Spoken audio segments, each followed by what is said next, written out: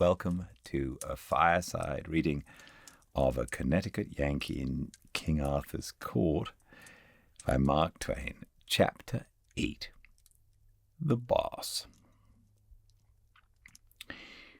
To be vested with enormous authority is a fine thing, but to have the onlooking world consent to it is a finer.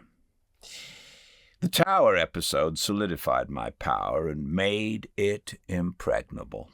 If any were perchance disposed to be jealous and critical before that, they experienced a change of heart now. There was not any one in the kingdom who would have considered it good judgment to meddle with my matters. I was fast getting adjusted to my situation and circumstances. For a time I used to wake up mornings and smile at my dream and listen for the Colt's factory whistle, but that sort of thing played itself out gradually, and at last I was fully able to realize that I was actually living in the 6th century and in Arthur's court, not a lunatic asylum.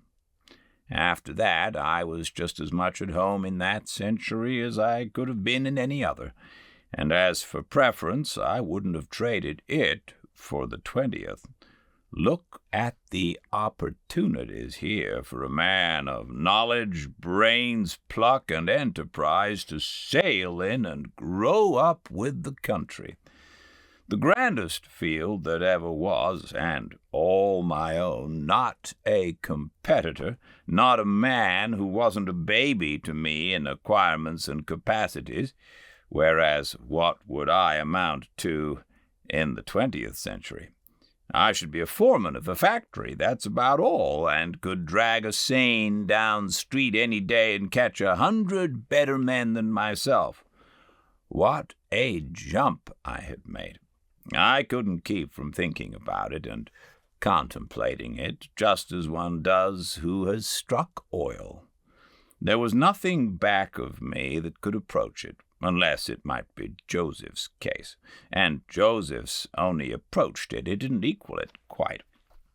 For it stands to reason that as Joseph's splendid financial ingenuities advantaged nobody but the king, the general public must have regarded him with a good deal of disfavor, whereas I had done my entire public a kindness in sparing the sun, and was popular by reason of it.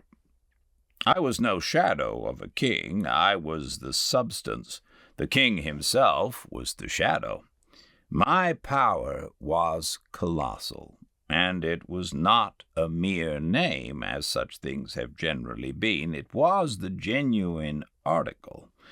I stood here at the very spring and source of the second great period of the world's history, and could see the trickling stream of that history gather and deepen and broaden and roll its mighty tides down the far centuries.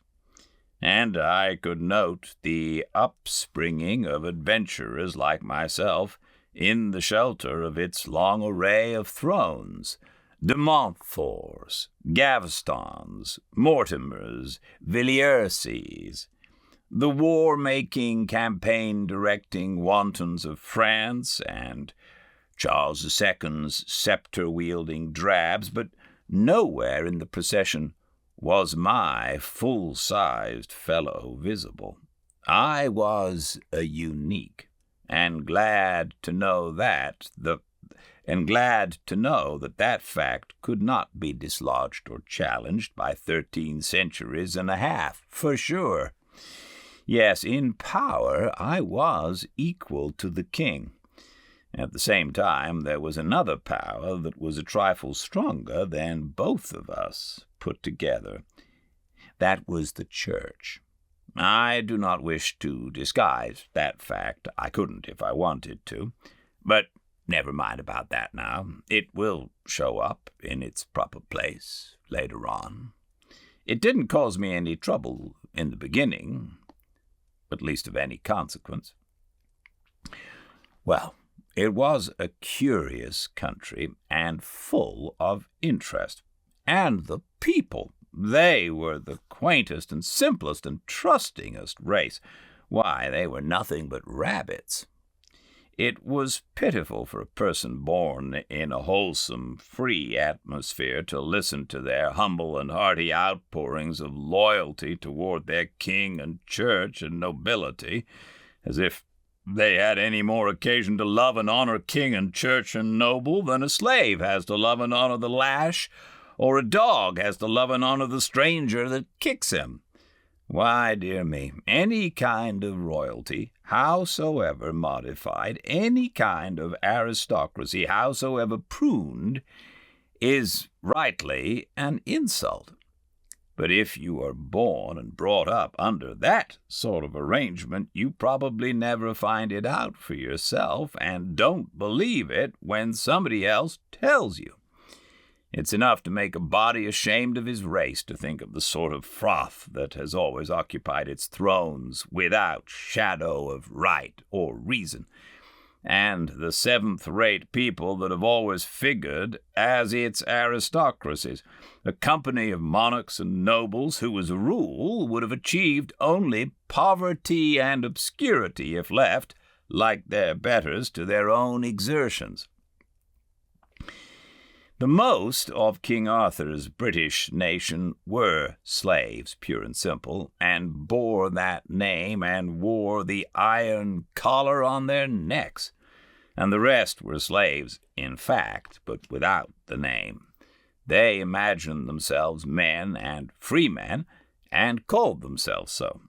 The truth was, the nation as a body was in the world for one object, and only one: to grovel before king and church and noble, to slave for them, sweat blood for them, starve that they might be fed, work that they might play, drink misery to the dregs that they might be happy, go naked that they might wear silks and jewels, pay taxes that they might be spared from paying them, be familiar all their lives with the degrading language and postures of adulation, that they might walk in pride and think themselves the gods of this world.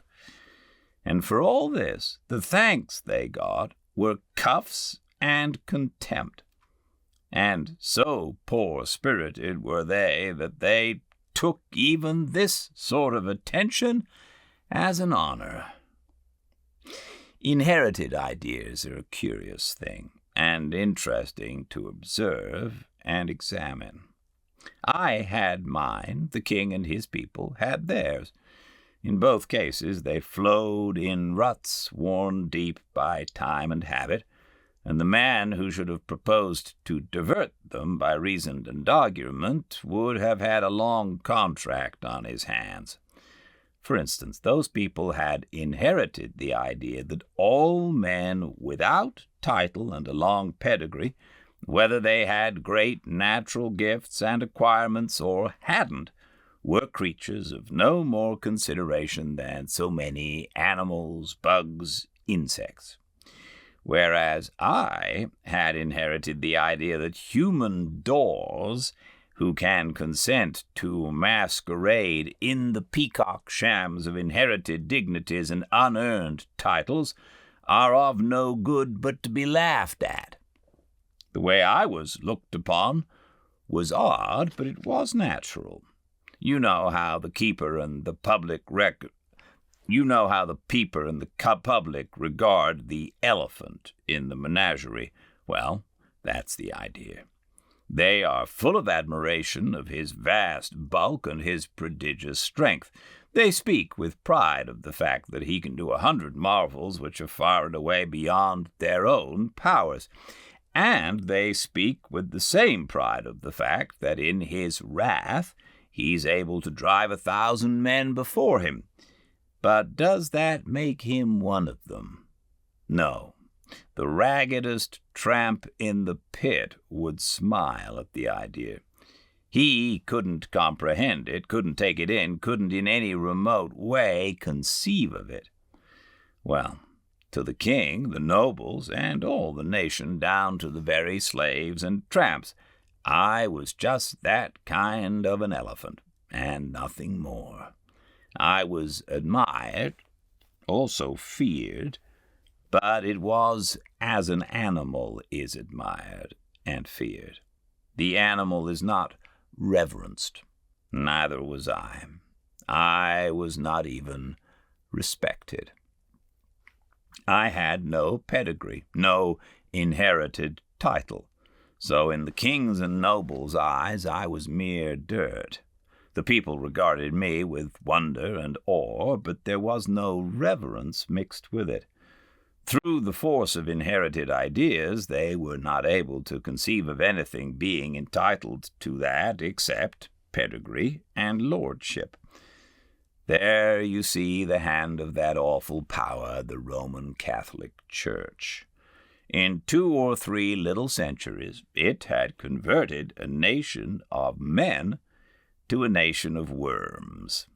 Before the day of the Church's supremacy in the world, men were men and held their heads up and had a man's pride and spirit and independence.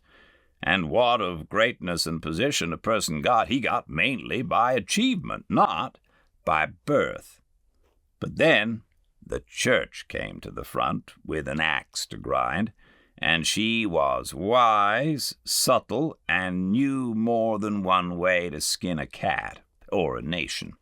She invented divine right of kings and propped it all around, brick by brick, with the Beatitudes, wrenching them from their good purpose to make them fortify an evil one. She preached to the commoner humility, obedience to superiors, the beauty of self-sacrifice. She preached to the commoner meekness under insult, preached still to the commoner, always to the commoner, patience, meanness of spirit, non-resistance under oppression. And she introduced heritable ranks and aristocracies, and taught all the Christian populations of the earth to bow down to them and worship them. Even down to my birth century, that poison was still in the blood of Christendom, and the best of English commoners was still content to see his inferiors impudently continuing to hold a number of positions, such as lordships and the throne, to which the grotesque laws of his country did not allow him to aspire. In fact, he was not merely contented with this strange condition of things, he was even able to persuade himself that he was proud of it. It seems to show that there isn't anything you can't stand if you are only born and bred to it. Of course, that taint, that reverence for rank and title, had been in our American blood, too. I know that, but when I left America, it had disappeared, at least to all intents and purposes. The remnant of it was restricted to the dudes and dudesses. When a disease has worked its way down to that level, it may fairly be said to be out of the system.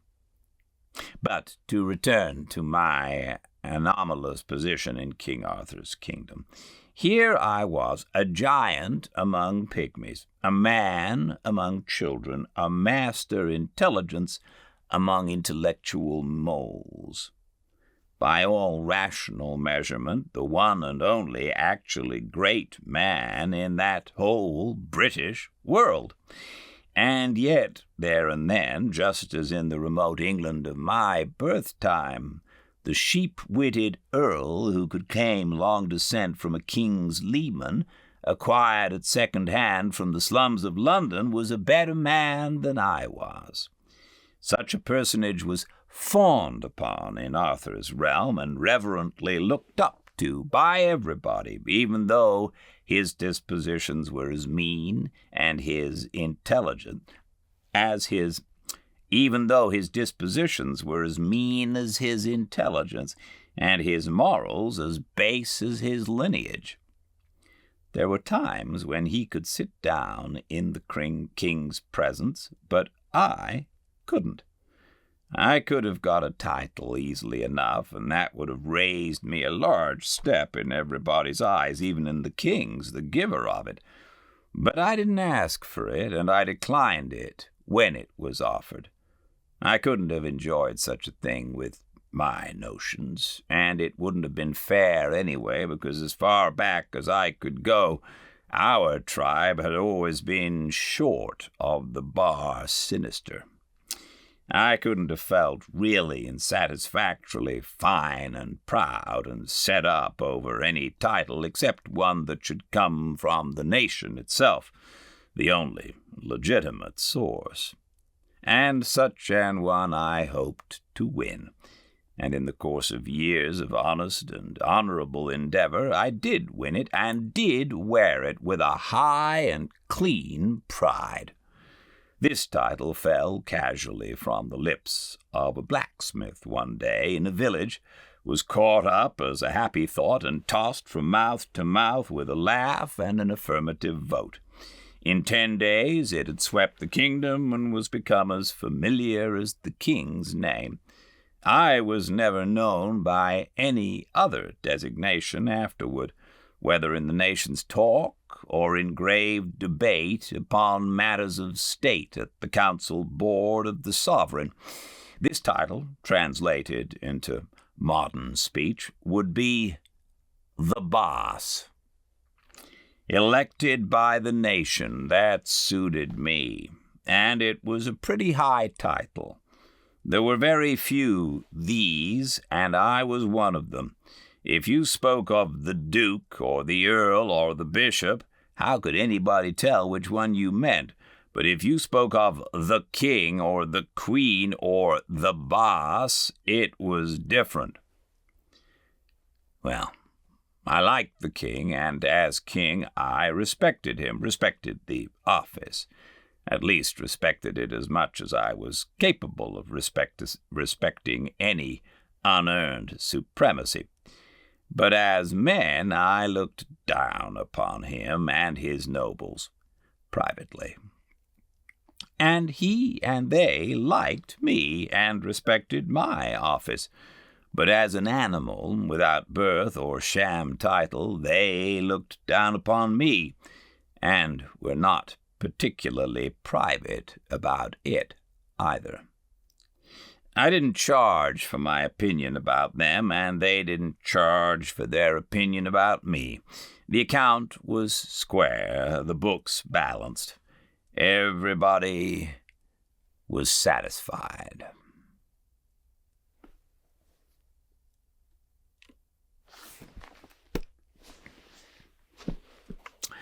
Thank you all for being here, joining me as we continue. I'm going to continue tomorrow, same time and place, 5 Pacific, at Fireside Reading on Instagram. I do hope you can join me. Until then, everyone, do stay very, very well.